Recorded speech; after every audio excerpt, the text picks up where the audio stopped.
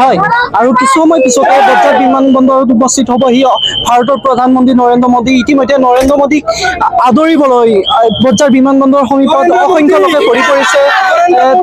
যি ভাৰতীয় জনতা পাৰ্টীৰ সমৰ্থকসকলে আচলতে বৰঝাৰ বিমানবন্দৰত ভিৰ কৰা পৰিলক্ষিত হৈছে। ইতিমধ্যে আমি ইয়াৰ আগত আপোনালোক দেখাইছো যে বৰঝাৰ বিমানবন্দৰৰ যি দুই পাৰে অসমৰ বিভিন্ন জাতি জনগোষ্ঠীৰ লোকনৃত্যৰে আচলতে প্ৰধানমন্ত্ৰীলৈ আকৰ্ষণীয় কৰি তুলিছে। ইতিমধ্যে অসংখ্য লোকে লোকাৰণ্য হৈ পৰিছে বৰঝাৰ বিমানবন্দৰৰ সমীপত আৰু ইতিমধ্যে আৰক্ষী প্ৰশাসনেও কটকটীয়া নিৰাপত্তা বেষ্টনীৰ মাজেৰে প্ৰধানমন্ত্ৰীগৰাকীক আদৰিবলৈ সাজু হৈছে। ইতিমধ্যে ভাৰতীয় জনতা পাৰ্টীৰ লগতে যি দেশৰ প্ৰধানমন্ত্ৰীগৰাকী আদৰিবলৈ অসংখ্য লোক ভিৰ কৰা হৈছে। ক'ৰ পৰা আহিছে?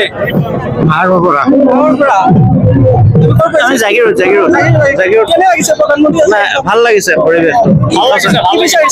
আমি বিচাৰিছো প্ৰধানমন্ত্ৰীয়ে আহি আমাক অসমৰ কাৰণে কিবা এটা দি যাওক, যাতে আমাৰ নিবনুৱা যুৱক যুৱতীৰ সমস্যা সমাধান হয়। আমি তেনেকুৱা ধৰণৰ কিবা এটা আশা কৰিছো তেখেতৰ পৰা।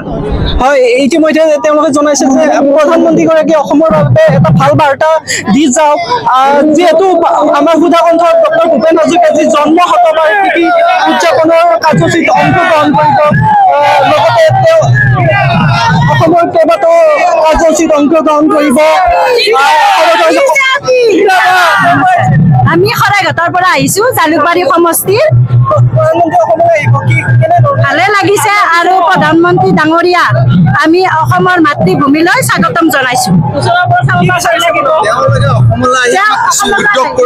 আমাৰ বৰ্তমান অসমলৈ নৰেন্দ্ৰ মোদী অহাৰ কাৰণে আমাক কিছুমান উদ্যোগ যেতিয়া ইয়াত দিয়া গাড়ীটোক মানে নিবনুৱা অসমৰ মানুহে যে কিছুমান আমাৰ সমস্যা সমাধান কৰিব পাৰে, তাৰ কাৰণে আমি প্ৰধানমন্ত্ৰী ডাঙৰীয়ালৈ আমি অনুৰোধ জনাইছো যাতে আমাক এই অসমৰ নিবনুৱা সমস্যাবিলাকক কিছু সমাধান দিব লাগে বুলি আমি তেওঁলোকক আমি বিলম্ব অনুৰোধ জনাইছো।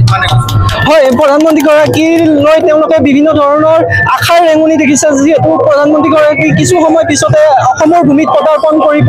ইতিমধ্যে তেওঁক আদৰিবলৈ কটকটীয়া নিৰাপত্তা বেষ্টনীৰ লগতে বিভিন্ন কলা সংস্কৃতিৰ ৰঙীয়া সংস্কৃতিৰে আচলতে বিমানবন্দৰৰ দূৰৰ পৰা সজাই তোলা হৈছে। আমি দেখুৱাই যাম প্ৰধানমন্ত্ৰীগৰাকী কিছু মুহূৰ্তৰ পিছতে বৰঝাৰ বিমানবন্দৰত অৱতৰণ কৰিব আৰু অসমৰ কেইবাটাও কাৰ্যসূচীত খানাপাৰাত যিহেতু তেওঁৰ মূল কাৰ্যসূচী আছে, তাৰ পিছতে কেইবাটাও কাৰ্যসূচীত অংশগ্ৰহণ কৰিব। অসমৰ সংবাদ জগতখনৰ বাবে এক সুখৰ খবৰ। আপোচবিহীন ৰাইজৰ কণ্ঠ সাপ্তাহিক কবচ পুনৰ এবাৰ অসমৰ ৰাইজৰ মাজলৈ। স্বত্বাধিকাৰী প্ৰণীতা কলিতাৰ দ্বাৰা প্ৰকাশিত আৰু আপোচবিহীন একাংশ নপুৰণি অভিজ্ঞতাপুষ্ট সাংবাদিকৰ দ্বাৰা প্ৰচাৰিত তথা eco printing press Guwahati Katabari গড়চুকত মুদ্ৰিত সাপ্তাহিক কবচ এতিয়া অসমৰ বিভিন্ন প্ৰান্তত উপলব্ধ। আমাৰ ঠিকনা মুখ্য কাৰ্যালয় অসম ফৰেষ্ট স্কুল হৰিমন্দিৰ পথ গুৱাহাটী আৰু উপ কাৰ্যালয় Kalita market Bijoynagar Kamrup Assam. Mobile number হৈছে 9435114666 70024728813। আমাৰ ইমেইল আইডি হৈছে kobos2025@gmail.com।